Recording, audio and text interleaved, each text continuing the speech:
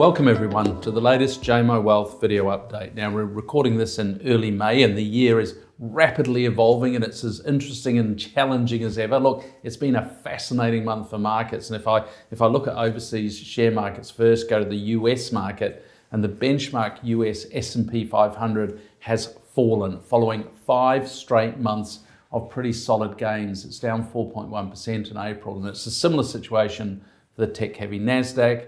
And if we look a little bit wider, the MSCI All World Index has also fallen back a little, also following 5 straight months of gains. Now, Australasia has suffered the same fate, although the New Zealand market pullback in April did follow a loss in February as well. So sort of what's changed? What's changed to shift market sentiment? Well, at a simple level, we bring the conversation back to inflation and interest rates. Right around the world, the battle against inflation continues to be fought. In general, the battle is being won, but the real question is at what stage can victory against inflation be declared? And I think we're just not there yet. Look, globally, inflation rates have generally been falling. That's positive. But financial markets, they're forward-looking. Markets anticipate what is going to happen. So earlier this year, there was plenty of optimism around the world at the speed at which inflation would decline, and more importantly, the speed at which the tight monetary policy conditions could be relaxed. So in practice, at the start of this year, financial markets were looking ahead and assuming that policy rates would fall and interpreting this as being a tailwind for share markets. So again, I go back to the US. At the beginning of the year, there was speculation that the Fed funds rate would be lower over the course of 2024, and that view was shared both by members of the Federal Reserve Open Market Committee and market participants. But the market was expecting a far lower Fed funds rate by December 24 than the average suggested by members of the Fed's committee. So those Fed officials were forecasting, on average, 75 basis points of easing over the year, but the markets were expecting almost double that. Now, over the course of the last couple of months, it has appeared that progress in taming inflation is slowing, and those expectations of lower official policy rates, i.e. Fed funds rate, they're being reset. So US CPI inflation over the past 3 months has come in a little higher than expected. The inference from those inflation outcomes is that the Federal Reserve may take a slower path to reducing the Fed funds rate. And actually in April, Federal Reserve Chair Jerome Powell confirmed that the central bank there needs more confidence that inflation is headed back to where they would like to see it. Look, we're seeing a similar situation, although maybe a little bit more nuanced in Australia and also here in New Zealand. Now, the end result of all this is that US wholesale interest rates have steadily climbed this year. They're higher. We've got this theme of interest rates higher for longer becoming more prevalent, and the extent of that retracement has been quite material. So the context is that wholesale rates in the US fell in the last quarter of 2023. And if I go to the end of the year, the benchmark 10-year rate was at 3.8% at the close of last year. Now, last week, that asset was trading at 4.7%, almost 1% higher. Now, that affects wholesale interest rates right around the world. So if I look at the benchmark rate here in New Zealand, it's arguably the 5-year rate, it has climbed from just over 4% to a recent level of 4.8%. And just as an aside, commodity traders out there would also have noticed a strong rally in the gold price, and that's probably reflecting some concerns over the geopolitical tensions in the Middle East and concerns around inflation.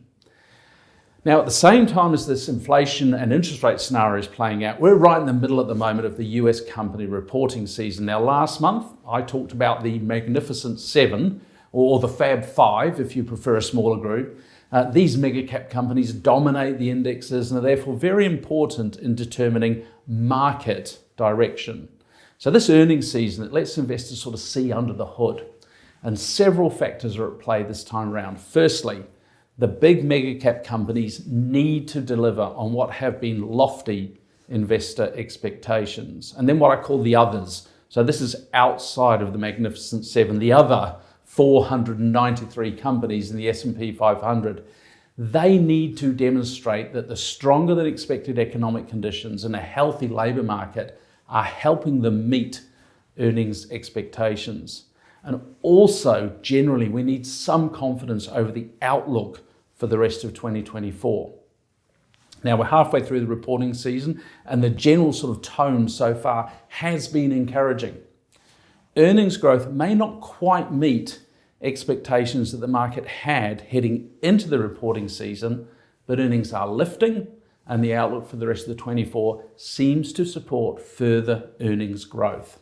And the other factor to consider is that US listed stocks are likely to receive a real tailwind from share buybacks this year.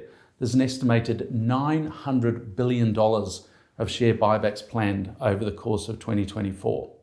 Now, just a quick word about the domestic economy back home here in New Zealand. Data recently has been pretty downbeat, and we got that confirmation that we fell into a double-dip recession as 2023 closed out. That's really affected sentiment. So you've got weak spending patterns, you've got lower confidence levels, consumer confidence, business confidence, and you've got the spectre of rising unemployment, not only in the public sector, but in the private sector as well. This all seems likely to produce a pretty flat year in terms of economic activity. Look, I do want to say, though, I think it's important, though, not to get too caught up in that narrative. The economic cycle will turn. I think so we need to look forward to better times in 2025, because sometimes this negative sentiment can be self-fulfilling. But the short-term prognosis will be a headwind for domestically focused companies. So for the moment, we think offshore markets look more attractive. But look, interest rates have risen now to what I think represent more attractive levels to invest at. And we can be cautiously optimistic that a longer period of tighter financial conditions will eventually tame inflation, which should prompt a move lower in central bank policy rates. This is looking like a 2025 story though, but as I said, the year is flying along, we're almost halfway there.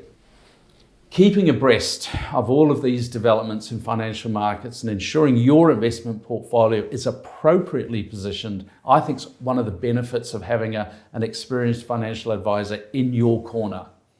So look, we'd love to help you, or maybe your family trust, with ensuring that your hard-earned investments are being managed prudently and professionally. So feel free to contact us if you want to talk about your investment experience. I mean, you can look us up on jmiwealth.co.nz, we're on Facebook, we're on LinkedIn. We'd love to hear from you.